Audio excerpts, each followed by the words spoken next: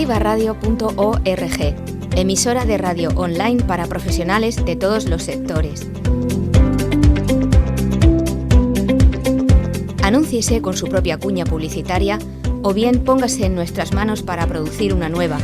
Usted solo tendrá que decirnos qué quiere y délo por hecho. Su mensaje llegará literalmente a todo el mundo. Anúnciese en activaradio.org.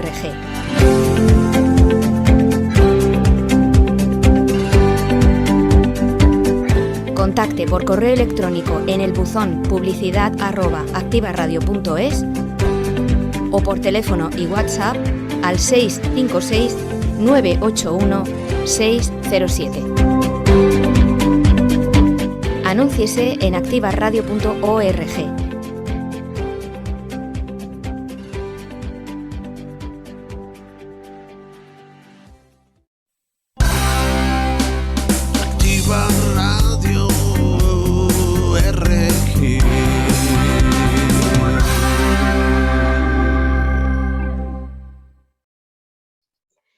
Muy buenas tardes, días o noches, según desde la parte del mundo desde la que nos estén escuchando, si nos están escuchando aquí en España y en riguroso directo, o bien si nos están escuchando, como ya les digo, desde cualquier otra parte del mundo, a través de cualquiera de los canales por los que emitimos la puntillita económica, bien va a través de nuestra web por activaradio.org o a través de Facebook en riguroso directo, o bien en diferido si nos escuchan también por los podcasts que pueden descargarse a través de Spotify, de iVoox o desde YouTube, porque como les decimos cada semana aquí en la puntillita económica también somos youtubers.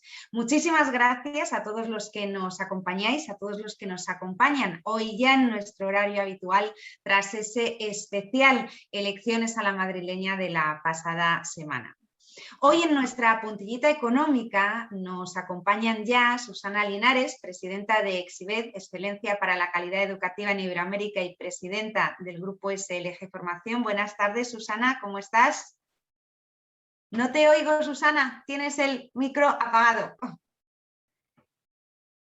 A ver, ahora ahora sí te escuchamos. Buenas tardes, te decía Beatriz, buenas tardes a todos los oyentes. Y nos acompaña también otro grande de la economía, que es don Felipe Carballo, doctor en Economía, es presidente de Cofides, Compañía Española de Financiación del Desarrollo, y es concejal del Ayuntamiento de Madrid. Buenas tardes, Felipe.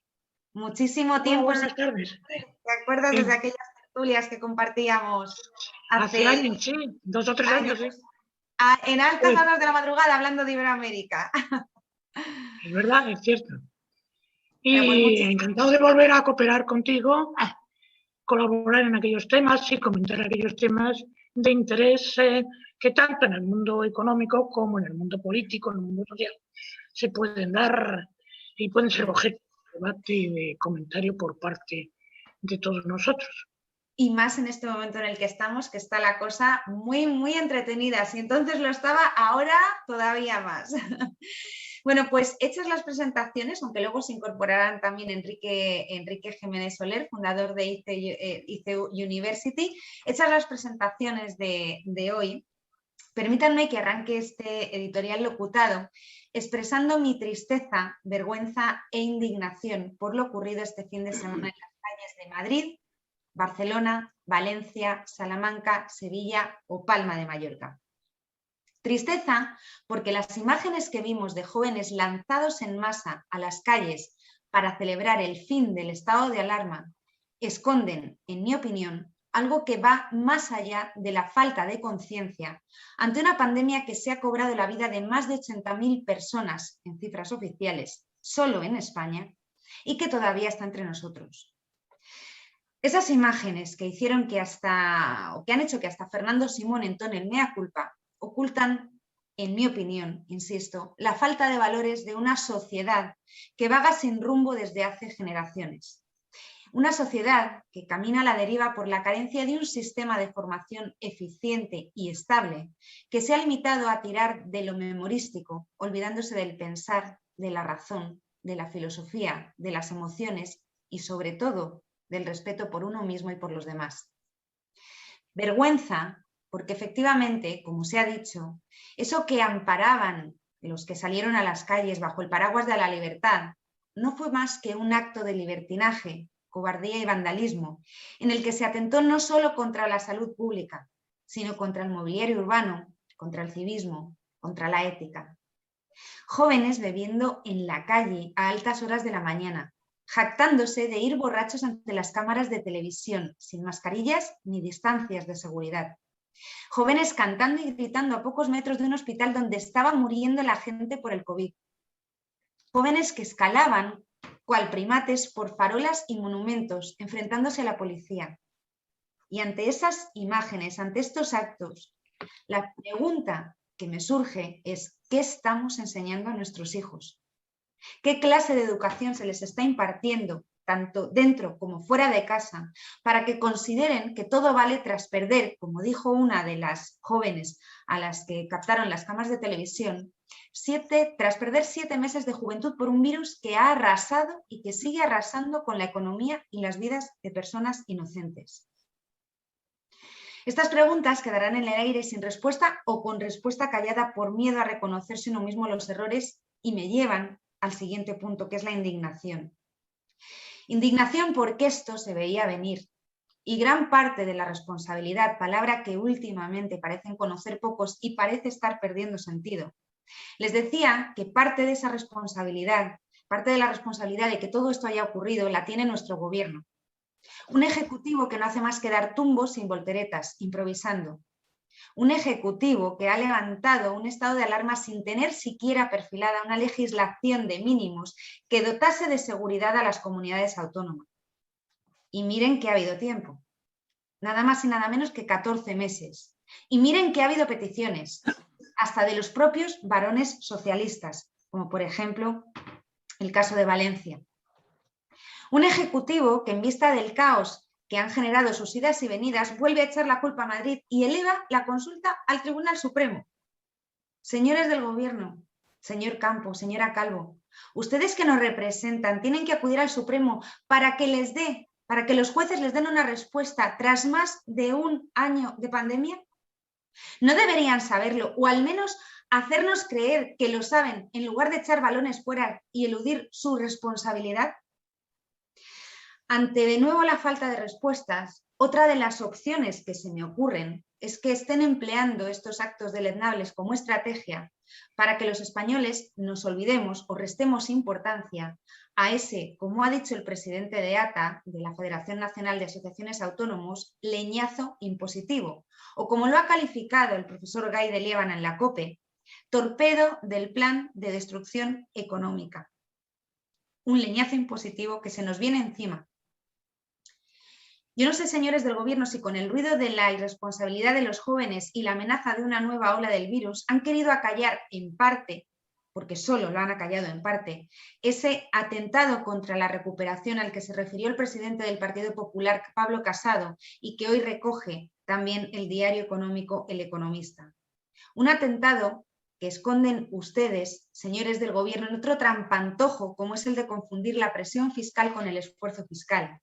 Y sí, es cierto que recaudamos 2 puntos menos que el resto de Europa, pero no porque paguemos pocos impuestos en relación con nuestro salario, que en eso estamos a la cabeza, sino porque, entre otras muchas cosas, España es uno de los países con más economía sumergida, un 25%, o lo que es lo mismo, 200.000 millones de euros que no llegan a las arcas y que ahora quieren empezar a aflorar con la colaboración de los autónomos y las pequeñas y medianas empresas. Y digo yo, si la señora Montero y el señor Sánchez quieren reducir la brecha fiscal en España la brecha fiscal de España con el resto de Europa, ¿por qué no empiezan a mirarse al ombligo y reducir la mastodóntica administración que estamos manteniendo entre todos y que nos cuesta más de 2 millones de euros? Se dice pronto.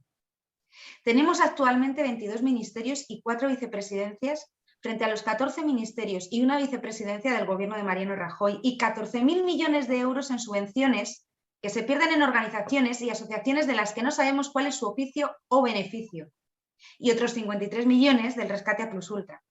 Una suma que ya da en torno a la mitad de esos 30.000 millones de euros que ustedes reclaman.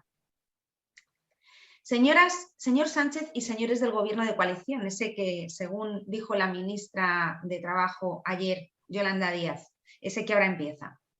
Habiendo escuchado su discurso, el que llevan promulgando desde hace años, ese de que los ricos tienen que pagar más impuestos, quiero pensar, en su defensa, que en un momento de dislexia o enajenación aprendieron ustedes la lección al revés y, enfundados en su falso disfraz de Robin Hood, creyeron que la solución para la economía es robar a los pobres para repartírselo entre ustedes, los nuevos ricos. Porque si no, no me cabe en la cabeza que se ensañen con el sector de la automoción y con las clases medias, que son las que han movido y mueven la economía en esta España ya herida.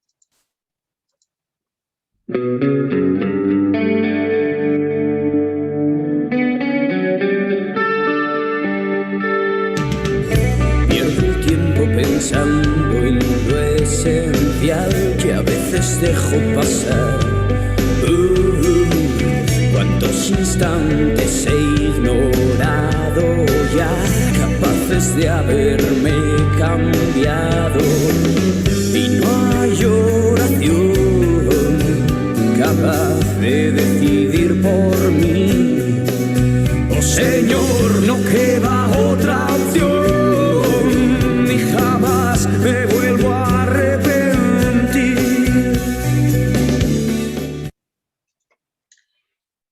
Bueno, pues tras este editorial locutado, hoy tomamos nuestro puente aéreo hasta el aeropuerto de Cali, en Colombia, porque en el país llevan ya 12 días de protestas y altercados en las calles de ciudades como Bogotá y Medellín por esa reforma tributaria que planeaba el presidente Iván Duque y que, si bien fue retirada, aún siguen todavía siguen puntos pendientes por negociar.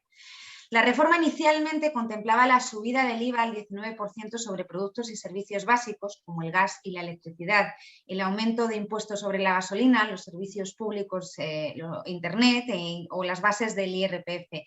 No sé, Susana, Felipe, si os suena de algo ese plan que diseñaba Iván Duque.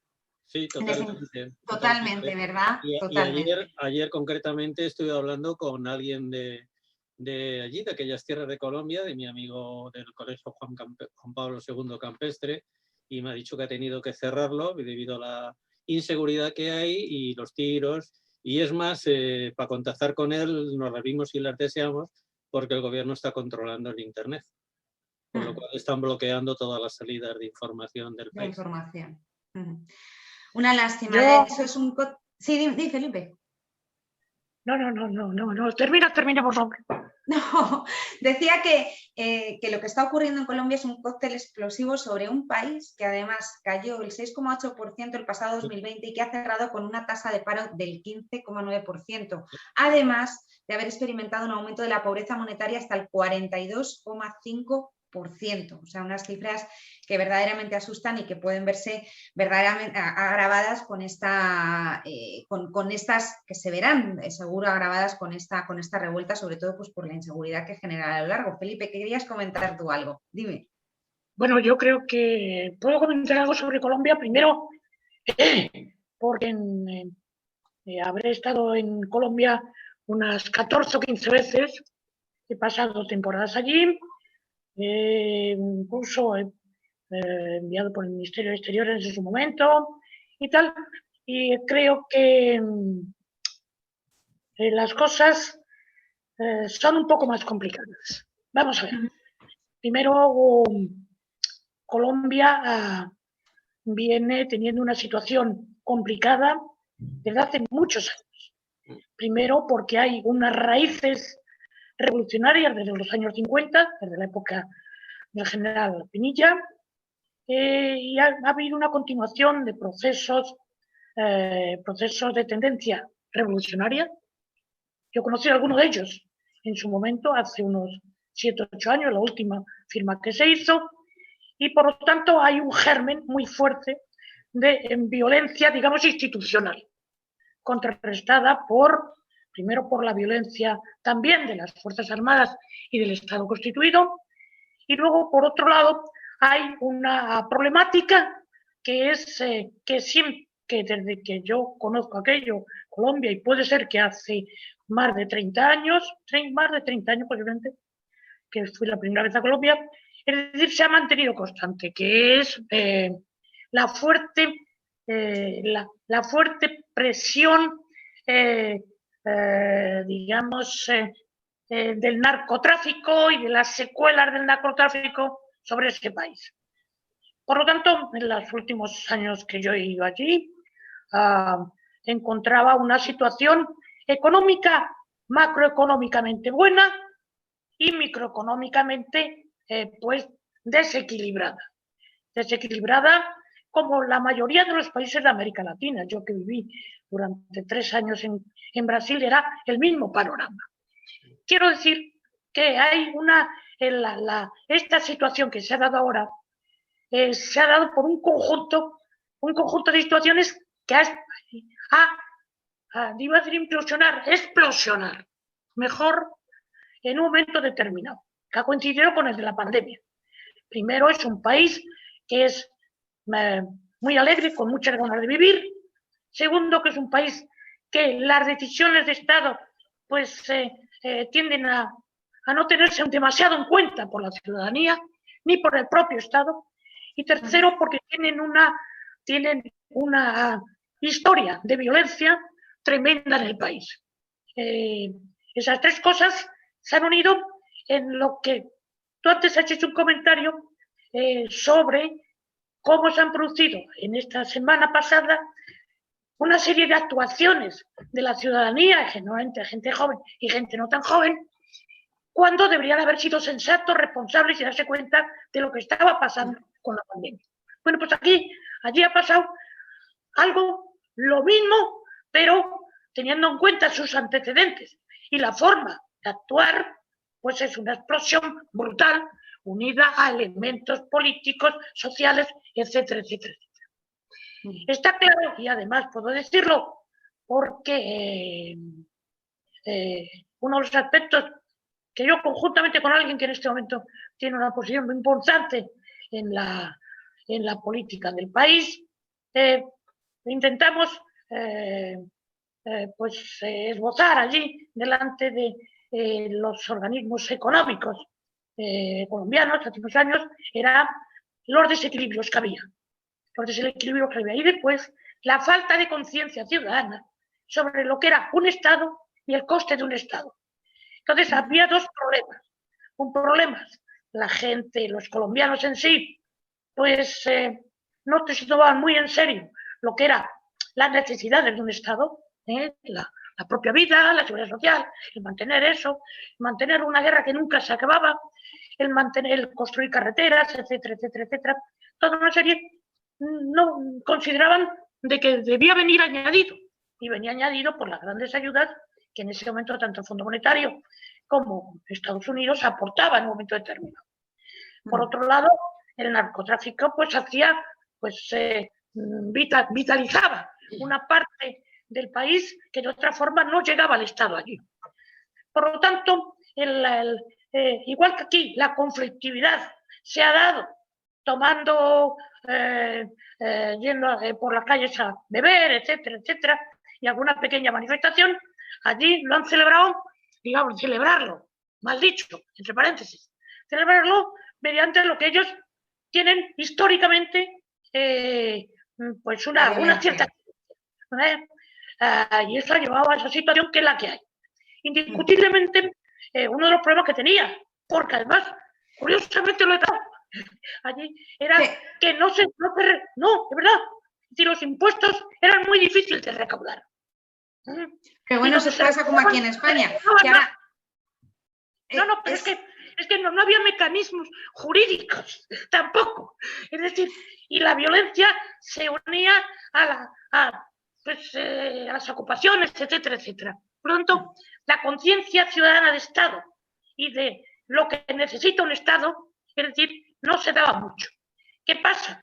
En momento de crisis, el Estado necesita para la seguridad social, la sanidad, para la estructura pública, para los colegios, para todo necesita. Pero tenemos un caso de hace 2 años en el cual yo me acuerdo que le escribí a la ministra de Industria, en el cual Felipe, una empresa... brevemente, porque tenemos que seguir con la sección y avanzar. Bueno, al final cuéntanos ese detalle, pero brevemente. No, era simplemente pues, una empresa española que había comprado allí una empresa de electricidad, una de las grandes empresas españolas, y que, bueno, pues había comprado, llevado, etcétera, pero que la gente, el 60%, hacía enganches sin pagar. Es decir, hacía enganches a la red. Entonces, se quería pedir la intervención de la policía no intervenía, con lo cual la empresa española, prácticamente la empresa mixta, quebró. Natural, no tenía ingreso porque el mercado, porque aquí no pagaba nadie. El 40-50% del mercado no pagaba y nadie se atrevía a entrar en esas favelas o similares, pues no podía. Quiere decir que Colombia es un punto y aparte. Yo no, en lo que pasa en este momento Colombia es uno de los grandes golpes volcánicos que suceden en un momento determinado y que se ajustan a una situación determinada. Pero fíjate, Felipe, que luego entraremos en ello, que esas políticas fiscales se parecen mucho a las que pretende implantar el gobierno aquí. Y no sé. No os olvidéis de la influencia bolivariana de nuestro amigo venezolano. Bueno, y eso no lo he contado, tienes razón. Y eso no lo he contado, que es importante y además tiene en este momento, además del paro que tenía Colombia tradicional, tiene en este momento otros 3 millones que han entrado por la frontera. Por la frontera. Bueno, vamos a avanzar. Lo cierto es que bueno, allí en Colombia las cosas no están bien, no están todo lo bien que desearíamos que estuviesen.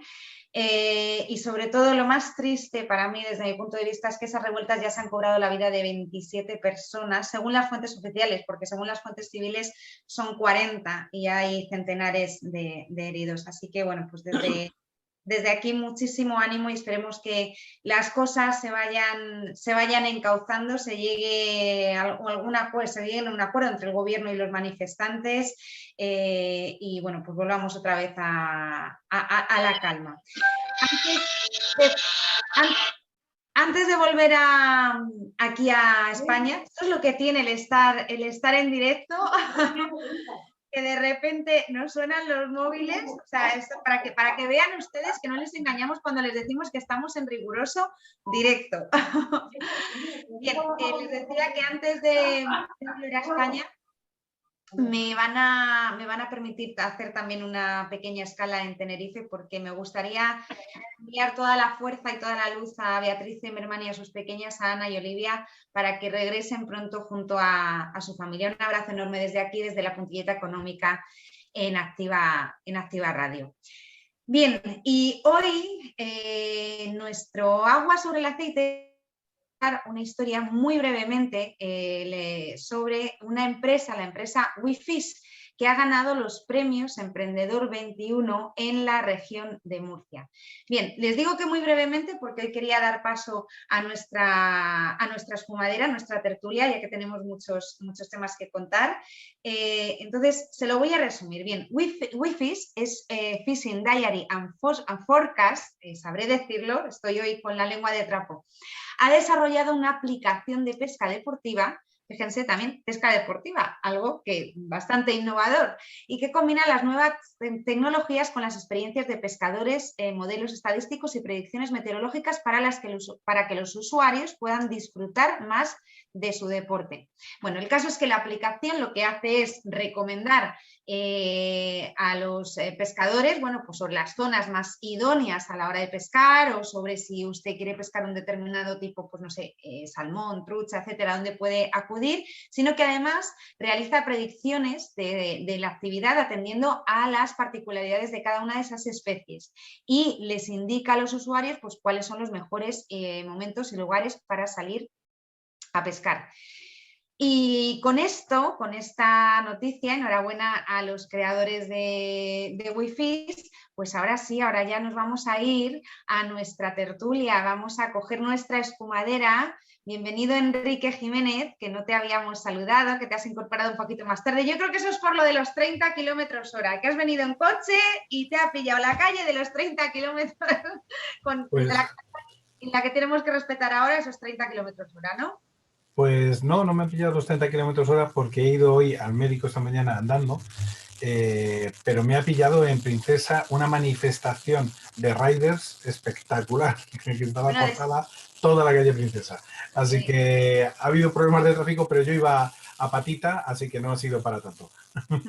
Bueno, pues de ese tema de los riders también luego me gustaría que comentásemos, hiciésemos un breve apunte o un breve o lo que vosotros consideréis, porque también tiene su enjundia, o sea, esa polémica que hay entre unos riders que demandaron porque decían que eran falsos autónomos, otros que han dicho que quieren ser autónomos y que ellos están muy a gusto con lo que están y que con esta nueva ley les limita pues la libertad de decidir si yo quiero ser autónomo y estar bajo el régimen general, o si yo quiero, o sea, bajo el régimen de autónomos, o si yo quiero ser asalariado y estar bajo el régimen general. Entonces, bueno, luego comentaremos todos esos aspectos que vosotros consideréis. Pero bueno, antes de ello, tras esta resaca electoral y ese silencio de Pedro Sánchez hasta pasados 5 días después de conocer los resultados, volvemos a la normalidad, esa normalidad entre comillas en la que vivimos ahora. Una normalidad que bueno, pues como comentaba yo al principio en el editorial locutado, está llena de algo que por una parte era previsible, y es ese desmadre que se ha producido en las calles de Madrid, de Barcelona, de Valencia, de Sevilla, de Salamanca, tras el fin del estado de alarma. A mí me gustaría conocer vuestra opinión porque creo que es un tema bastante importante. ¿Qué es lo que está pasando? ¿En qué nos estamos convirtiendo? ¿Dónde han quedado esos valores? Que yo creo que es lo que hay detrás de toda esa marabunta de jóvenes, y Felipe decía que no tan jóvenes, lo cual me preocupa más, de gente que salió a la calle sin respetar las medidas de seguridad, sin tener conciencia o teniéndola, con lo cual me parecería todavía mucho más grave, de que la pandemia todavía está aquí, sin mascarilla en muchos casos, y luego ya no solo eso, sino que encima además incumpliendo normas básicas de convivencia, incumpliendo incluso, saltándose la ley, porque no se puede beber en la calle, porque no te puedes subir a colgarte como un mono desde una farola. No sé, ¿qué opináis vosotros de todo lo que está ocurriendo? Enrique, que como Susana y Felipe han hablado antes con Colombia, empieza tú, que además en esto eres especialista, en esto de los valores. No te oímos, tienes el micro puesto. Ahora sí. Es que esto de quitar y poner el micro es lo que tiene. Se nos va de vez en cuando. No, yo, mira, el tema de los valores es que es una cuestión que es muy relativa. O sea, al final, Sócrates ya en su momento decía que los jóvenes tenían una moral total y absolutamente impura y que los valores no existían y que la juventud no se comportaba como se tenía que comportar. Y estamos hablando pues de unos cuantos miles de años atrás. O sea, quiere decir... Enrique, perdona un segundito, es que se oye como si fuese un ruidín, así como si tuviésemos una mosca metida dentro del micrófono. Ah, qué extraño. Pues vamos a ver. No sé si es... Hay un ronroneo. Un ronroneo. Pues eso sí. porque no tengo yo aquí nada. Pero, o sea, no me... O sea, te oímos, pero te oímos con la mosquilla, con la mosca esa detrás, como si hubiese como un ruido detrás. Sí. Como un zumbidito. Sí. Va a ser, vale, ya sé lo que es. Vale.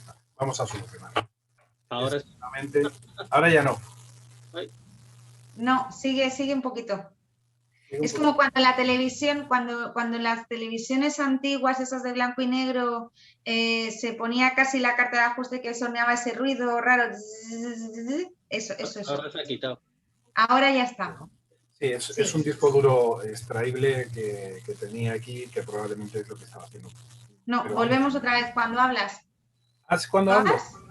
¿Es cuando sí. hablo? Sí. Vale, pues entonces va a ser algo del micrófono. Ahí está. Ahí. ¿Ahora mejor? No, igual. Bueno, cuéntanos. Nos acostumbramos al ruido, ya lo solucionaremos para la próxima. Vale, sí, es extraño porque no he desconectado el disco duro, pero no sé qué puede ser. Bueno, estaba diciendo que ya Sócrates nos estaba hablando de esa extraña forma... A ver, dame un segundo que a lo mejor es una vibración aquí. ¿Ahora? Ahora perfecto. Ahora perfecto. Vale, pues Perfecto. simplemente es que el micro estaba apoyado un poco en el ordenador y el ordenador hacía una pequeña vibración, es eso. Pues ahora perfecto. Perfecto, pues ya está arreglado. Por lo que estaba diciendo, o sea, al final, desde hace ya miles de años, todas las generaciones se han ido quejando una tras otra de la juventud y de los radios de la juventud. Es verdad que la juventud, bueno, pues tiene una serie de, vamos a decir, de principios básicos, de divertimento, de intentar vivir el momento. El otro día yo hablando con mis hijos de 21 y 22 años, decían, es que nos han robado un año o 2 años de nuestra juventud y pues claro, queremos en la medida de lo posible recuperar eso, ¿no? Claro, yo también les decía, lo que pasa es que esto es muy egoísta, porque ese año de juventud que os han robado a vosotros, pues es el mismo año que me han robado a mí o la vida que ha robado a otras personas, ¿no? Porque se han quedado en el camino. Pero claro, es diferente, desde la perspectiva de un joven es difícil visualizar ese tipo de situaciones.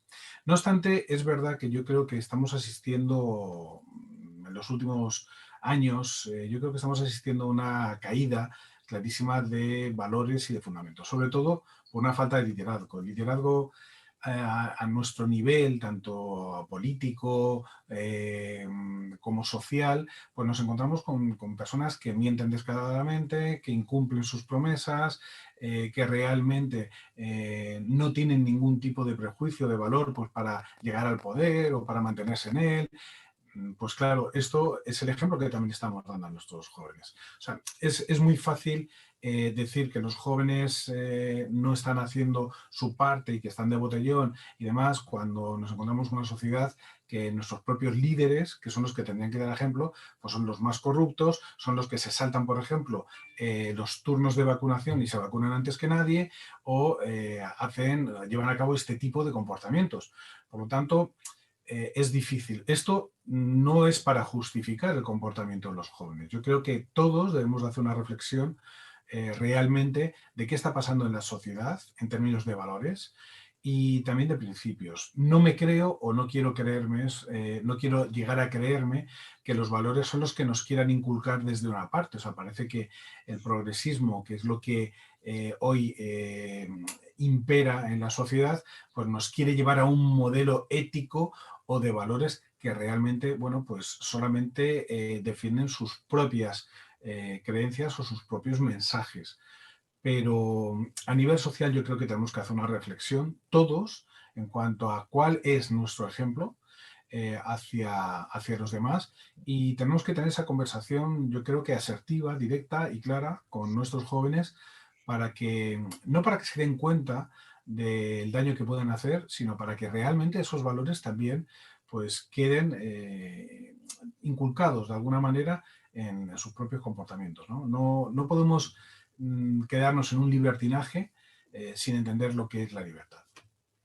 Ese es un grave problema. O sea, y además se ha dicho que es efectivamente libertinaje. Se decía, bueno, se ha acusado a Isabel Díaz Ayuso de que si no hubiera dado esos mensajes de libertad, los jóvenes no hubieran cometido esos actos de libertinaje. Eso lo decía ayer la delegada del Gobierno de Madrid. En cualquier caso, no creo que sea la culpa de los mensajes de nadie, sino de que no se interpreta bien el concepto de libertad y lo confunden con libertinaje. Libertinaje que se convierte en salvajismo, desgraciadamente. Saludamos también ahora a Javier Esteban, que se incorpora a nuestra espumadera. Javier Esteban, consultor de GECOM. ¿Cómo estás? Buenas tardes, Javier. Muy bien, perdona el retraso, ya sabes que no te preocupes, estos días son complicados. Son muy complicados estos días. Nos han levantado el estado de alarma, han puesto fin al estado de alarma y estamos todos como locos de nuevo. Ya es todo puro libertinaje, como bien decías. Bien, ayer Fernando Simón decía que no podía garantizar que fuésemos a una cuarta ola, yo creo que ya quinta, no sé si cuarta o quinta, ya me he perdido. Entonces, yo no sé si vosotros veis que con todo lo que está ocurriendo podríamos ir a esa quinta ola que sería tan perjudicial para la economía. Y con esto enlazo también otro tema, porque independientemente de esa ola que podría dañar sobremanera la economía española, que no termina de recuperarse, parece que nunca, desde hace años. La semana pasada nos referíamos a otro tema de soslayo, y es la situación en India, donde la situación es gravísima y que indudablemente una situación que indudablemente impactará en la economía, entre otras cosas por lo que decíamos la pasada semana, y es que no sé yo si se puede romper de nuevo esa cadena de suministros. Tenemos que tener en cuenta que hay muchas empresas españolas con presencia en el país, hay mucha materia prima que proviene de allí. En fin, en este caso, Felipe, tú que conoces mucho los mercados internacionales, de India, que yo creo que se le está dando importancia desde el punto de vista sanitario, pero no desde el punto de vista de las consecuencias económicas. ¿Podría perjudicar o podría incidir en esa recuperación que ahora parece que bueno, que sí, pero que no termina de llegar?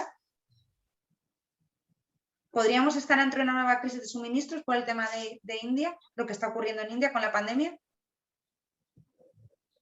Felipe. ¿A quién te diriges? A ti, Felipe. A mí. Vamos a ver. Yo quiero hacer dos comentarios. El último es el que acaba de hacer con relación a India. Realmente y curiosamente, India es el país donde se fabrica en ese momento la fábrica de medicamentos del mundo, más que China. Curiosamente, los últimos 20 o 30 años, entre compras de licencias, suplantación de licencias y tal, se ha convertido en el país productor más importante, con casi el 60%, sobre el 50 o 60% de las medicinas que se producen en el mundo, que luego se envasan en los otros países, que les ponen unas marcas diferentes, pero a granel es el suministrador fundamental. Lo que tú dices es cierto, puede tener unas consecuencias tremendas, y esto puede, al único que puede beneficiar posiblemente sea por precios, esa China, que aún sin llegar a ese nivel, a nivel indio, pues está intentando escalar posiciones en el mercado farmacéutico internacional. De todas formas, el problema es el planteamiento en la India es diferente. Claro, es, digamos, el control y la forma de ejecutar ese control en la India es muy diferente a los países occidentales y muy diferente al de China, que lo puede controlar de una forma más rígida, más dictatorial. La India pues sigue viviendo todavía en unas estructuras, en la mezcla de miseria, pobreza y tal, y hace que se expanda a una velocidad tremenda, porque igual que aquí nosotros estamos en este momento criticando, y ha criticado muy bien lo del botellón de este fin de semana, allí no es un botellón, es igual que el botellón, pero en hambruna en el día a día. No hay sistemas suficientes para eliminar los residuos, no hay pues instalaciones de agua potable y de tal, con lo cual el país es un verdadero desastre, independientemente que en algunos aspectos de tipo industrial, o en este caso concreto, químico o farmacéutico, sea uno de los líderes mundiales. ¿Pero a costa de qué? De acabar con su medio ambiente, que es muy importante. Que es muy importante cuando se valora China, la India desde el punto de vista económico. Tiene un punto débil que es su ecología. La ecología la están destrozando a costa de los grandes procesos de producción y de eliminación, en mala eliminación. Procesos de producción. Eso es lo que te puedo decir con relación a lo que es la India. Desde el punto de vista económico, desde el punto de vista social. Pero podría lastrar, la pregunta, Felipe, es, ¿podría lastrar las perspectivas de recuperación que se vienen dando en los últimos Bueno, es que no, parte de los últimos... Vamos a ver, Te he hecho hincapié en que por ejemplo, a mí se me ocurre, el otro día leí un dato y es que hay, según ICES, hay 195 empresas españolas que tienen sede allí, que tienen presencia allí. Entre ellas Borges, Ebrofoods, o sea, otras del sector de la automoción, que ahora hablaremos de ello por el tema de los impuestos, CIA Automotive, Gestamp, Antolín, Inditex.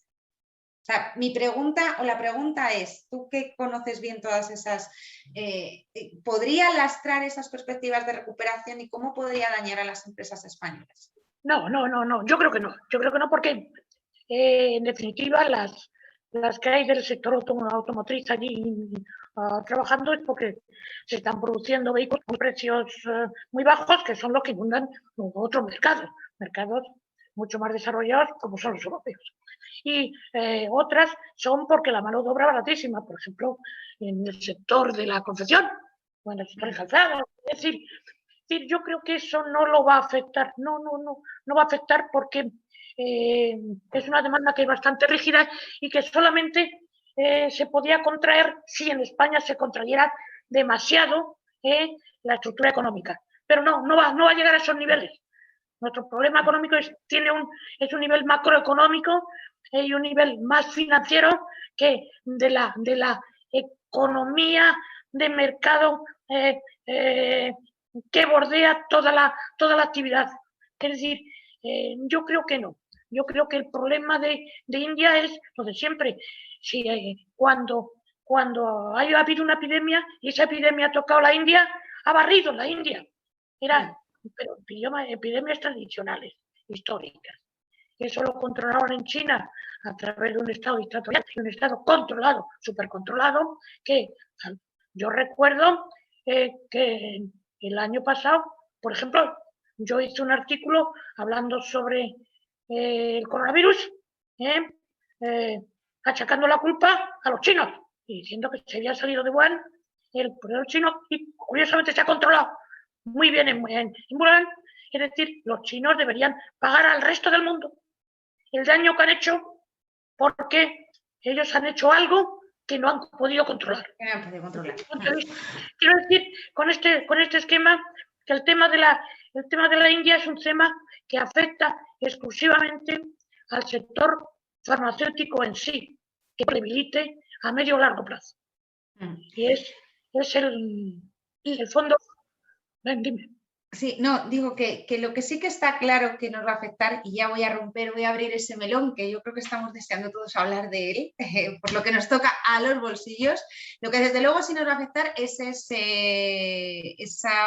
esa subida de impuestos, esas intenciones del gobierno de recaudar 80.000 millones de euros vía impuestos para equiparar la recaudación a la de la Unión Europea, una recaudación que pues en el caso de España está 7,2 puntos por debajo. Lo que pasa que, bueno, hablábamos también antes de que una cosa es, efectivamente, estamos recaudando menos, se dice que tenemos más presión fiscal, pero una cosa es la presión fiscal y otra el esfuerzo fiscal. Vamos a ver, aquí hay muchísimos temas y muchísimos apartados, porque tenemos muchísimos impuestos, y perdonad el que esté repitiendo muchísimos cada 2 por 3, pero es que es verdad, es que hay muchísimos impuestos que se van a tocar. Estamos hablando de la tasa Google, estamos hablando de la tasa Tobin, estamos hablando de todos los impuestos que cargan contra un sector tan importante como es el de la automoción. ¿En qué va a derivar esto? Somos yo creo que el único país de la Unión Europea que está optando por subir impuestos. Javier, que tú no has hablado todavía. Bueno, vamos a ver, es que estamos hablando de que después de la reforma fiscal que se hizo a partir de 2012, que sabes que todavía se la siguen echando. Sí, bueno, y todavía se la siguen echando en cara a Montoro. ¿Sabes? Ahí hace poco ese tema, seguimos un 7% por debajo de la Unión Europea. Creo que es un factor a tener en cuenta. Quizás no se trata de subir impuestos o de aplicarlos, sino de recaudar mejor, de aplicar una recaudación mejor. Yo esta semana precisamente he estado un poco investigando algunos temas de fiscalidad que enlazan pues desde lo de la actualidad de la semana pasada, que fue el tema de los cambios en la declaración de la renta, a todos los vídeos que ha habido. todos los, digamos, decires y desdecires desde los políticos y sus campañas electorales y de que ahora sube impuestos en Madrid, los bajo en Madrid, desde los líos que ha habido con la campaña tributaria, que no solo ha sido el gobierno desmintiéndose o no desmintiéndose, sino incluso algunos problemas graves de que en el País Vasco han tenido que devolver 30.000 borradores por errores porque han hecho un experimento de borrador automático a la danesa y se han comido como mínimo 30.000 borradores. En el tema de la fiscalidad hay que modernizar mucho el sistema tributario, pero cuando hablo de sistema tributario no me refiero a los impuestos, sino también a la gestión de los impuestos. Y yo creo que ahora mismo, si vamos a hablar también de ese gran objetivo y esas grandes medidas que quieren llegar a equipararnos, pues bueno, no creo que sea el mejor camino para equipararnos tampoco actuar, por ejemplo, con la tasa Google. Por tu cuenta, al margen de la Unión Europea, sin coordinarte con la OCDE, porque eso sabes que cuando haya un acuerdo va a desaparecer. Entonces, quiero decir que tú lo has dicho muy bien hace un momento, son muchos impuestos, son muchas variables, pero aquí el problema está en que no hay un plan fiscal real que actúe con todos los impuestos para mejorar su gestión, que vayan o que vayan y que se aplique mejor, porque realmente si tú recaudas bien, no tienes que subir impuestos. Si tú recaudas lo que tienes que recaudar, lo que la gente trabaja y lo que la gente necesita, te funciona como te funciona en otros países que tienen impuestos, tienen un gasto público mucho más alto, impuestos incluso más altos, y no lo ves a la gente quejándose diciendo que me están, no, es que reciben lo que pagan. Es que en España el problema está en que la recaudación es tan mal hecha que ni los trabajadores ni los empresarios reciben lo que pagan.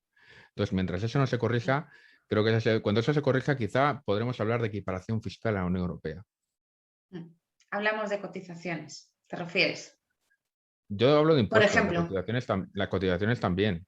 Es verdad que España tiene una diferencia en otros países porque el régimen de cotizaciones y de seguridad social es un poco diferente al de países de nuestro entorno. Pero yo creo que también la seguridad social también hay que verla. En el caso está muy bien que el tema de que nos hinchemos a hacer bonificaciones y reducciones de cuotas, cuando no tenemos, eso no sirve, por ejemplo, no somos capaces de incentivar un tejido emprendedor, no somos capaces de incentivar la creación de empleo. Ahora mismo se está hablando de reforma laboral, que no tiene nada que ver con la reforma fiscal, pero todo el mundo está hablando de hacer la reforma laboral. Yo os apuesto lo que queráis a que se va a basar en hacer bonificaciones e incentivos a los contratos indefinidos, a los jóvenes, que va a ser la fórmula que se lleva aplicando 20 años. Y que todas las reformas son iguales. No creas que hay tanta diferencia. Lo único es el color político del ministro. Pero sí, yo creo que como no se haga un cambio real de fiscalidad, pero ya que vaya más allá de subir o bajar impuestos o ponernos tasas verdes o tasas moradas o tasas como quieran, yo creo que al principio nunca vamos a alcanzar la paridad con el resto de Europa porque llevamos un retraso de décadas. Susana. No sé, ya me he perdido con tantas cosas que habéis hablado. Yo quería hacer un inciso con lo de la India. La India es el país más pobre del mundo y en el que la mujer está denigrada a lo más bajo que hay en la Tierra. Partiendo de esa premisa y del COVID, que está dando la variante de la India, es muy peligrosa. Hoy la Organización Mundial de la Salud lo ha metido como una alerta más y puede llegar aquí ya tenemos 20 casos y no sé si va a servir la vacuna, que por cierto ya me han metido la primera de Pfizer, gracias a Dios, la segunda de elección. Enhorabuena. Y bueno, no sabemos si la variante esta que está llegando nos va a servir de algo la vacuna o no. Entonces, si no está todo el mundo vacunado, ni creatividad, ni solvencia económica, ni nada por el estilo. O sea que todo eso, olvidémoslo, como el gobierno ha dicho también, que todos estos impuestos se atrasan hasta que tengamos reactividad económica y eso no se puede. Bueno, de momento ha dicho hasta 2022. A mí hay un tema fiscalidad que me preocupa muchísimo, que es el IVA reducido. O sea que vamos a tener que pagar ahora también por las farmacias, por los alimentos y por muchísimas cosas. Y no es la clase pudiente, es la clase normal, la de todo el mundo. Si eso va a ser así, me parece que este gobierno lo único que pretende es meter impuestos. Nada más, meter impuestos y sacar dinero de ese dinero que Europa nos va a prestar y que no vienen gratis, vienen condicionados a todas estas medidas que nos van a sangrar por todos los sitios. Y luego, pues la retahíla de impuestos son impresionantes. El andar hasta por la carretera, que dice que también lo van a aplazar hasta el 2020. Hay uno que a mí me ha llamado mucho la atención, porque realmente, o sea, yo creo que el sector de la automoción, o sea, yo no sé, es uno de los sectores punteros aquí en España, pero vamos a cargar contra él. Bajo el paraguas de la movilidad verde, hay un impuesto que a mí me ha llamado la atención, es según el uso que le des tú al coche. En resumidas cuentas, si yo cojo el coche más en hora punta, entonces voy a tener un gravamen, una tasa. Si no lo cojo en hora punta, voy a pagar menos. O sea, yo esto, aparte de que, claro, yo no sé si eso se lo van a ceder, va a ser competencia del Estado, va a ser competencia de los ayuntamientos, va a ser competencia de las comunidades autónomas, o sea, esto puede ser un caos tremendo. Enrique. Bueno, fíjate que nada, que se lo dejen en manos de Almeida, que ya ha quitado Madrid Central. O sea, quiero decir, al final... Bueno, ojo que ha dicho que lo va a ampliar a todo Madrid, ¿eh? Bueno, ya veremos, pero bueno, de momento el Tribunal Supremo hoy ya le ha dado la razón al PP con el tema de Madrid Central y por lo tanto ha quedado invalidado el concepto de Madrid Central. Pero bueno, en cualquiera de los casos, el hombre propone y Dios dispone, o sea, quiero decir. Al final, fíjate, para mí el tema de los impuestos es una cosa muy curiosa. Estamos con un gobierno progresista, socialista y demás, y precisamente afectar a elementos como la movilidad a través de los peajes en las autovías o las reducciones de los IVAs, o sea, equiparar el IVA reducido y el súper reducido a los niveles normales de IVA, esto lo que hace es lastrar a las economías más necesitadas. 6.500 millones de las partidas de presupuestos generales del Estado, que no hay quien las entienda, se van a empresas públicas que están participadas además y están dirigidas por directores generales, todos afines al PSOE, y a fundaciones que no nos sirven absolutamente ahora mismo para nada.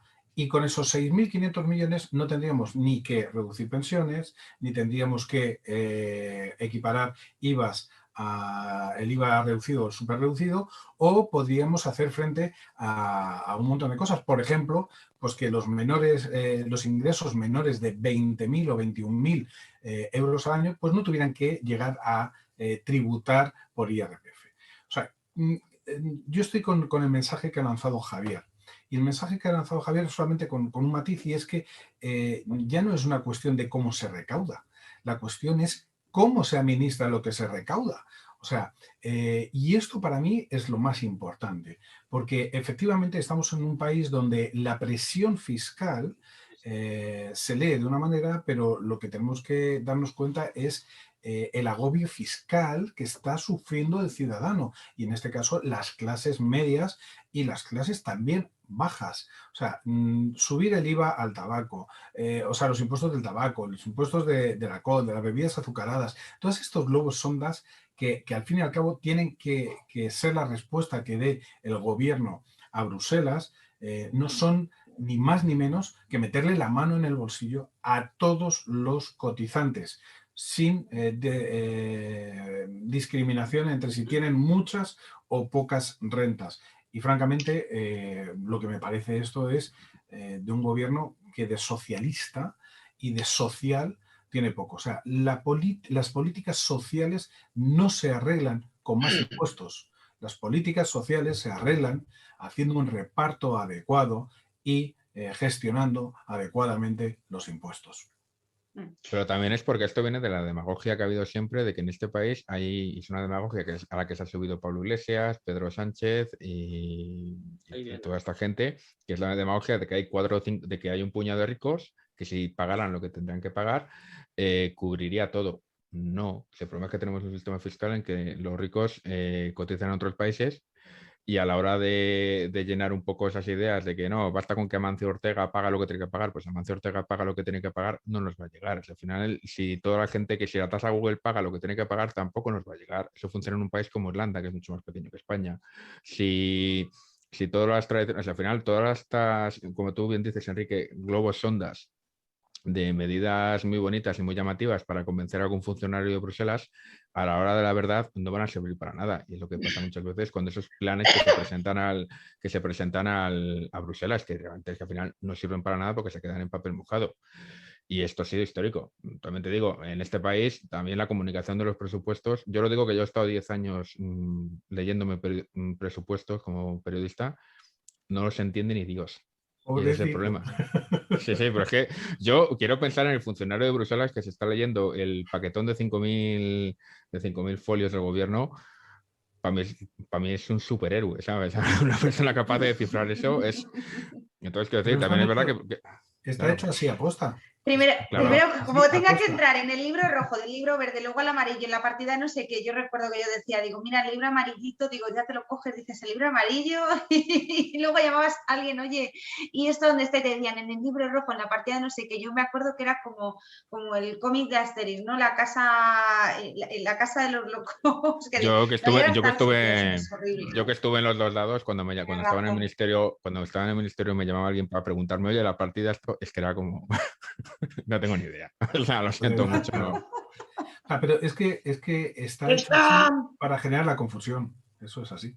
Para que el ciudadano no se entere exactamente de dónde se están gastando los dineros estos señores. Y es esto que estamos diciendo. O sea, al final, te he hablado de una partida de 6.500 millones, que es una más dentro de los presupuestos, pero que es curiosísimo, pues se lo están repartiendo entre sus colegas. Esto es así. Fijaros la cantidad de... Habéis hecho... que hay. Felipe, que no te dejamos hablar. No, me ha encantado, porque yo, desgraciadamente, en el tema económico soy un macroeconómico, no un microeconómico. Entonces, quien ha hablado antes que yo, pues han hablado de temas realmente microeconómicos que corresponden a una situación muy determinada en el momento actual. Esta mañana, preparando por esta charla, he calculado el agujero que nosotros tenemos en este momento. Y cuando hablo en este momento, hablo en el conjunto de la economía española. Tenemos unos 125.000 millones hasta la fecha de deuda acumulada en función de falta de ingresos derivados de la pandemia tal, y un poco antes, y también unos meses antes de que empezara la pandemia. Con un poco de suerte podremos acabar este año con otros 80 o 100.000 millones más. Es decir, tenemos un PIB que es alrededor de un billón con B, 1 billón de euros prácticamente de PIB. Y tenemos en este momento casi ya el 125 al 130% de deuda sobre nuestro PIB. Eso es una burrada.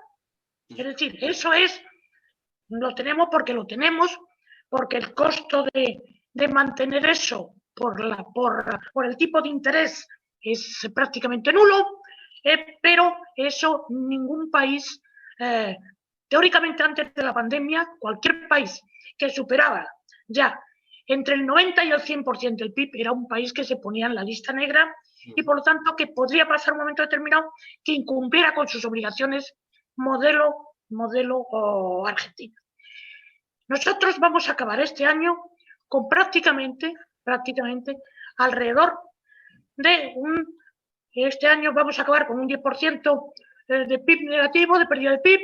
El año que viene yo creo que nadie nos va a quitar un 7%, bueno, este año el que estamos corriendo, con lo cual un 17%.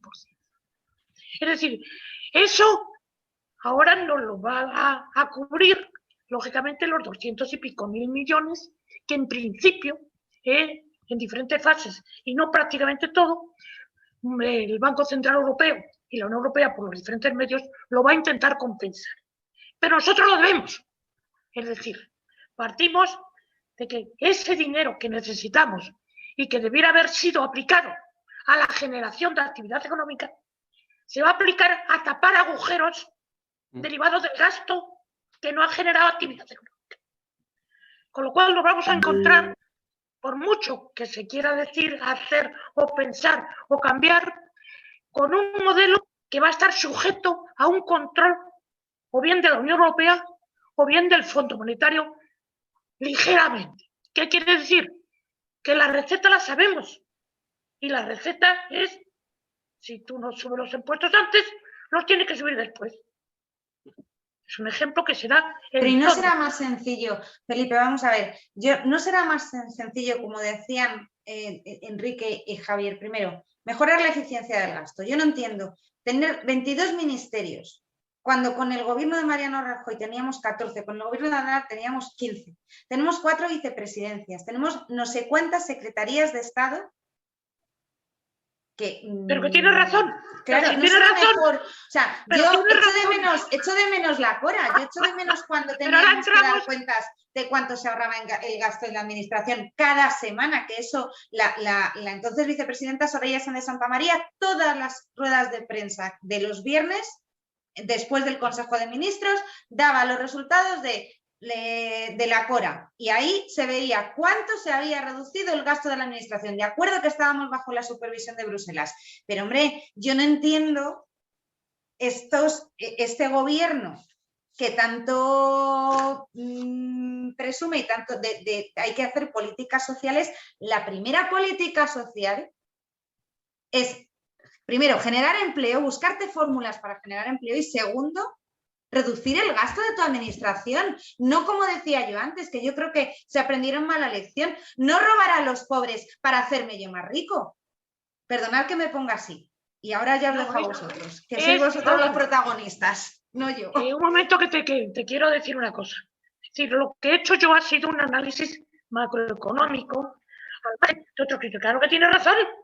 Hay que reducir primero el peso del Estado en cuanto al gasto, hacer políticas de generación de empleo, pero no subsidiada, sino que generen productos que que tengan un valor determinado y que no necesiten del apoyo continuo por parte del Estado, lo cual además la Unión Europea lo ve con malos ojos.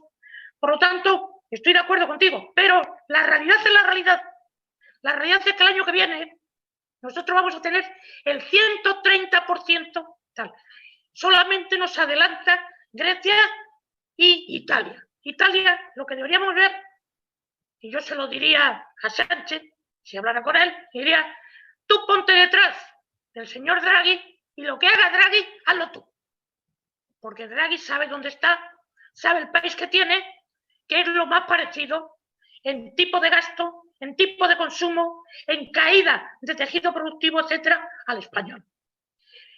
Pero la realidad es que cualquier cosa que se vea, que se analice, nos vamos a encontrar con que tenemos encima una losa que supone el 120, 130 o 140% de nuestro PIB. Y eso casa muy mal con una reactivación, porque ya no nos va a dar más. Nos han dado para un agujero, pero no para hacer la carretera. Nos han dado para tapar el agujero, no para hacer la carretera. Quiere decir que la situación es una situación muy complicada. Y es muy complicada no para Sánchez, que además tiene la capacidad para dilatar las cosas, decir unas cosas por otras, etcétera, etcétera, sino al gobierno que le toque, cuando haya las elecciones, que ganará a lo mejor posiblemente el Partido Popular, conjuntamente con alguien más. Es decir, se va a encontrar con una losa encima que va a impedir, y esta losa la tienen que soportar los 44 millones de españoles. No la va a tener que soportar el Fondo Monetario, porque poco puede hacer en un país como el nuestro, y poco puede hacer ya la Unión Europea, porque el Banco Central Europeo ya no puede emitir más. No puede emitir un solo euro más, porque si emite unos euros más, como le pasa al dólar, va a caer. Quiere decir que vamos a tener que soportar, no nosotros, Portugal en menor medida, y yo te puedo hablar que todos los días leo Le Monde y Le Figaro del caso francés. El caso francés es lo parecido a lo nuestro, pero políticamente en una situación de crisis política y social que es tremendamente peor que la española. Con todo lo que... Tú porque lo lees y yo me fío de ti, pero vamos. No, por desgracia, no que te fíes, yo, claro. En cuanto a lo que hablabas antes, perdóname de botella que se me Eso ha sucedido en Francia, ha sucedido en Alemania, ha sucedido estos días hasta en los Países Bajos, etcétera, etcétera, etcétera. En Italia ni te cuento lo que ha sucedido aquí también del botellón. O sea, por lo tanto, yo creo que eso ya la generación española, por suerte, cada vez es más europea, porque este esquema, esto que ha sucedido estos días aquí, de una u otra manera se ha reproducido en Italia, en Francia, en Alemania, es decir, en Holanda, etcétera. A lo cual quiere decir que es una generación nueva que está asumiendo otros sentidos de la vida que nosotros pues no lo teníamos en nuestra época, y más la gente de mi edad, y que en este momento pues empieza a pasar un poco de todo, tiene desconfianza hacia otro sistema político. Bueno, toda una historia tremenda que es muy larga de contar. Susana, o bueno, Enrique. Perdona, no, Susana, venga. No, tranquilo. Venga, Enrique, tú. Enrique. Bueno, no, solamente aclarar que esto que tú estás comentando, Felipe, de las cifras macroeconómicas responden a un modelo que tenemos en la Unión Europea, que es un modelo keynesiano, que está total y absolutamente desbordado. O sea, esto significa que los modelos socialistas o de reparto keynesianos ya no funcionan. Y no funcionan por diversos elementos, ya no macroeconómicos, sino también macrosociales, en términos de las pirámides de población, etcétera, etcétera. Por lo tanto, tenemos que ir a un modelo diferente. Y ese modelo diferente pues, tiene que responder, sobre todo, a la austeridad en términos de la administración. O sea, recordemos que en España tenemos, me parece que multiplicamos por 5 el número de políticos que tiene Alemania, que tiene 60 o 70 millones de habitantes. Y multiplicamos por 5, me parece, sin corregirme las cifras. Pero vamos, es una barbaridad. Claro, si nosotros recibimos 200.000 millones, pero seguimos en el mismo modelo keynesiano, entonces ocurrirá lo que tú estás diciendo, que los impuestos que no paguemos hoy o la presión que no sintamos hoy la vamos a tener que sentir mañana. La pregunta que yo me hago es, si en términos macroeconómicos no podemos coger los 200.000, tapar el agujero y intentar en la medida de lo posible tapar los otros agujeros que están dentro del agujero donde se escapa el dinero, conseguir administrar correctamente la administración del Estado, adelgazar la administración del Estado y poder asegurar los beneficios sociales de nuestra sociedad y al mismo tiempo darle a ese dinero una aplicación adecuada. Porque entonces, efectivamente, dentro de unos años estaremos pagando los impuestos de estos 200.000 sin habernos enterado de dónde ha ido el dinero y habiéndose escapado por delante de nuestras narices. Y estos son los elementos micro que efectivamente dice, hombre, 6.500 millones en los presupuestos generales de un Estado como el español, pues son peanuts. Pero 6.000 de aquí, 6.000 de allá, 2.000 de aquí y 1.500 de allá, lo que hacen es que al final estemos administrando bien los fondos. Voy a dejar solamente una parábola bíblica, que era es la parábola de los talentos, que llegó el señor de la casa y a 3 sirvientes le dio unos talentos a cada uno. El primero se jugó los talentos y los perdió y lo echó de la casa. El segundo llegó allí y le dijo, como tenía temor de mi señor, le devuelvo los 2 talentos que usted me dio, y lo echó de la casa. Y al que le admitió en su casa fue al que se fue con los talentos, los supo administrar y le trajo mayor riqueza. O sea, quiero decir, esto es el elemento que nos falta hoy en día a nuestra sociedad y a nuestros políticos y a nuestra administración, que están recogiendo los talentos que son el esfuerzo de cada uno de nosotros, los españoles, y al final lo que están haciendo es que se los están dilapidando. Y esto que es micro, efectivamente tiene un efecto absolutamente macro. Y si somos capaces de cambiar y empezar a cambiar esta mentalidad, entonces quizá el esfuerzo que tengamos que hacer en el futuro de devolución de ese dinero no sea tanto, o al menos hayamos visto la riqueza que hemos podido generar con esos fondos. Yo, de todos modos, sí que tengo que decir que las recetas macroeconómicas que aquí se han aplicado, ya se hizo un esfuerzo en la anterior crisis para reducir el gasto público, reducir el número de funcionarios, congelar congelar la tasa de reposición de los funcionarios. También se redujeron muchos asesores y no se notó. O sea, quiero decir, las cosas como son, no hemos cambiado. Es decir, yo creo que está claro que aplicar exactamente las mismas recetas con los mismos principios, lo único que estamos haciendo es cambiar un dogma que no funciona, como bien dice Enrique, que es el dogma keynesiano que está agotado en Europa, por otro dogma que tampoco funciona. Es decir, hay que hacer un esfuerzo más creativo. O sea, yo creo que está muy bien criticar que si hay muchos políticos, vamos a cargarnos los políticos. Vale, pero eso no nos va a arreglar, que vamos a echar a 100.000, 200.000 personas. Ahí, cuando en este país hemos llegado a tener 5 millones de parados. Quiero decir, creo que también hay que ser un poquito más es decir, en una situación en la que no estamos en 2010, ni estamos en 2011, ni estamos en la misma situación. Estamos en un modelo diferente. La economía ha cambiado. Incluso en el coronavirus se ha notado que lo que en 2011 era una crisis que no pasaba de Taiwán, una crisis sanitaria, ahora ha llegado hasta Chile. Quiero decir, estamos en un entorno muy diferente, tecnológicamente muy diferente, y con unas condiciones muy diferentes, con lo cual ni las recetas, yo creo que habrá que empezar a tener en cuenta que estamos en un momento tecnológicamente completamente, radicalmente diferente. Yo creo que las propuestas del gobierno están anticuadas, pero las propuestas de Europa también están anticuadas porque han demostrado que no han sido capaces ni siquiera de gestionar la crisis sanitaria, lo cual ya es grave. Y yo creo que hay que hacer un replanteamiento radical, pero también hay que asumir que, oye, que quizá la alternativa de recortar el coste y reducir costes y mágicamente va a subir el empleo, quizá en estos momentos ya no sea tan automático. Yo creo que empezará a cambiar un poco también los paradigmas.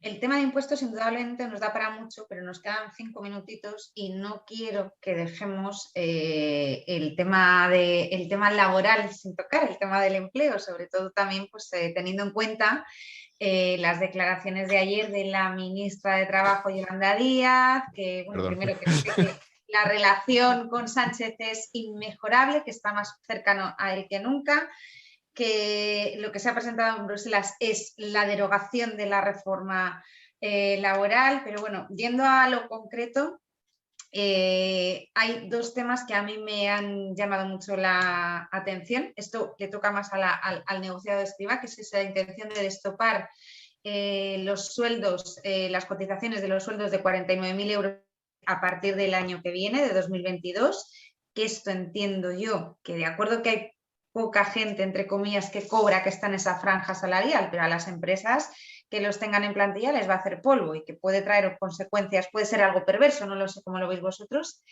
Y luego el tema de la contratación indefinida por defecto, que hacía referencia también antes Javier, que decías que se van a bonificar la contratación indefinida, etcétera. Susana y Javier, que sois expertos, me gustaría conocer vuestra opinión. Bueno, yo quiero empezar diciendo que, como no habéis dejado hablar antes, diré que en Destinado a Asesores... Es que hoy está muy concurrida la tertulia. Pero yo estoy hablando muy poco, poquísimo más bien diría yo. En asesores se gasta 55,8 millones de euros al año. Con esos 55,8 millones se podían dedicar a 1.850 médicos, más de 2.056 enfermeras, más 2.056 maestros más. Digamos que todo ese despilfarro no lo va a pagar nadie nada más que el pueblo llano, que estamos en la calle y que estamos pagando impuestos todos los días. Por cierto, no se habéis hablado también del impuesto de sucesiones que se va a subir, ni del impuesto de las pequeñas y medianas empresas de sociedades, que también se va a subir y que nos afecta a todos los pequeños y medianos empresarios. Podríamos estar hablando largo y tendido. Y por cierto, hablando de los contratos indefinidos, ¿qué pasa? Que el contrato temporal ha desaparecido. Y entonces, ¿cómo contrata mi empresa a los trabajadores por cuenta ajena que tenemos que contratar para dar los cursos de la Comunidad de Madrid, que son de obra determinada? Entonces, vamos, apaga y vámonos. Si no tenemos bonificaciones, cerramos el chiringuito, cerramos todas las empresas y que dé clase o quien quiera la economía que la levante Pedrito Sánchez. Por cierto, le estáis dando la razón al PP, que siempre el PP tiene que levantar la economía porque la quiebra el PSOE. Y no quiero más, ahora os dejo hablar todo lo que queráis. Oye, Susana, ¿cómo estás? ¿Cómo estás hoy? Te prometo que la semana que viene te dejo a ti más. No, mejor la semana que viene no intervengo tampoco, gracias. Javier. Bueno, yo creo que Susana lo ha hecho muy claro. No vas a puedes convertir el contrato indefinido como modalidad por efecto y la temporalidad por excepción. Eso es vamos, eso es imposible. Quiero decir, eso es una cosa que es verdad que filosóficamente y laboralmente Yolanda Díaz es una laboralista, el contrato temporal debe ser la excepción en el mercado laboral, con lo cual es verdad que en España el contrato temporal es una aberración como se utiliza, no por la existencia del contrato temporal, sino por el abuso que se hace de la temporalidad, que como bien dice Susana, muchas veces es promovido por las propias administraciones. No hay más que ver a los interinos y a lo que obliga a hacer a sus proveedores. Creo que en ese caso vamos a ser realistas. Yo también digo una cosa, voy a romper una lanza a favor de Yolanda Díaz. Ninguna reforma laboral sola, en solitario, hecha solo con el Ministerio de Trabajo, que ni siquiera ya es el Ministerio de Trabajo y Seguridad Social, ahora solo es el de Trabajo, va a poder conseguir nada de lo que ella está diciendo, porque se necesita una reforma integral del mercado y del modelo productivo, que son cosas que siempre se hacen por separado, y como siempre se hacen por separado y sin ninguna coordinación, lo más parecido a una coordinación fue en 2012, cuando coincidió una reforma financiera, una fiscal y una laboral, pues si no se hacen de acuerdo, no se va a llegar a ningún lado. Entonces, a mí me parece muy bien. Yo creo que lo que ha hecho hasta ahora mismo el gobierno ha sido poner parches para controlar el teletrabajo, aplicando básicamente lo que ya decía la reforma laboral, parches a los riders, aplicando lo que ya decía el Tribunal Supremo, tampoco es que, y también porque ya estaba en la reforma laboral de 2012. ¿Y ahora qué queremos? Complicar la negociación colectiva, volviendo a una situación que, por ejemplo, si volvimos a la situación de la negociación colectiva en la que quieren retroceder, los ERTES, y esa maravillosos ERTES de los que Yolanda Díaz saca pecho todos los días, hubieran sido imposibles, porque no se hubieran podido negociar con la agilidad y con la flexibilidad que le puso la reforma laboral de 2012. Entonces, a mí, resumiendo mucho y sin ánimo de extenderme, creo que está muy bien que Yolanda Díaz es una política, está muy bien que quiera vender, que ella haya encontrado un eufemismo nuevo a derogar la reforma laboral, que ahora voy a hacer 10 reformas laborales, me parece perfecto, hay que hacer 50 reformas laborales para que lleguemos a algún lado, pero el movimiento se demuestra andando. Susana, te voy a dejar a ti para que cierres el último turno. ¿Y qué quieres que diga? Y está casi todo dicho, o sea que la economía va horrorosamente mal, no sé cuándo se empezarán a ver esos brotes verdes, que hoy decían, por cierto, que iba mejorando, pues bueno, pues si dicen que va mejorando, pues a lo mejor me lo tendré que creer, pero vamos, me haré un lavado de cerebro diciéndome, estamos mejorando, pues a lo mejor mejoraremos. Y lo único que yo veo es que se avecinan impuestos a gogo, que vamos a pagar todos, y que si esta es la forma de salir de esta crisis, pues queda mucho tiempo. La de Zapatero nos duró un montón de años y la que tenemos ahora entre la crisis de la pandemia, la crisis económica y los malos políticos que tenemos, nos vamos a alargar por lo mejor 15 o 20 años. Yo espero que no tengas razón, Susana, no porque no te aprecie ni porque no valore tu opinión, pero por la cuenta que nos traes, espero que no tengas equivocar poquísimo. Espero que esta vez me equivoque. Yo también, o sea, de verdad que lo espero, no por nada, o sea, de verdad, no por quitarte la razón, sino porque si no, malo para todos. Así yo creo que debíamos luchar un poco con los que hay en las colas del hambre y en levantar todas las pequeñas y comercios cerrados. Por ahí podríamos empezar. Pues con esto hemos llegado al final de esta puntillita económica de hoy. Os agradezco Felipe, Enrique, Javier, Susana, que ya sé que hayas hablado poco, pero bueno, perdónanos a todos, pero el tema estaba... Me he desahogado un poquillo al final. Estaba el tema interesante. Insisto, muchísimas gracias por acompañarnos otra tarde más aquí en la puntillita económica. Muchísimas gracias a ustedes que nos acompañan desde el otro lado y nos vemos la semana que viene. Y como les digo siempre, sean felices y sobre todo no dejen de sonreír. Muchísimas gracias. Hasta el martes que viene. Hasta luego. Adiós. Gracias.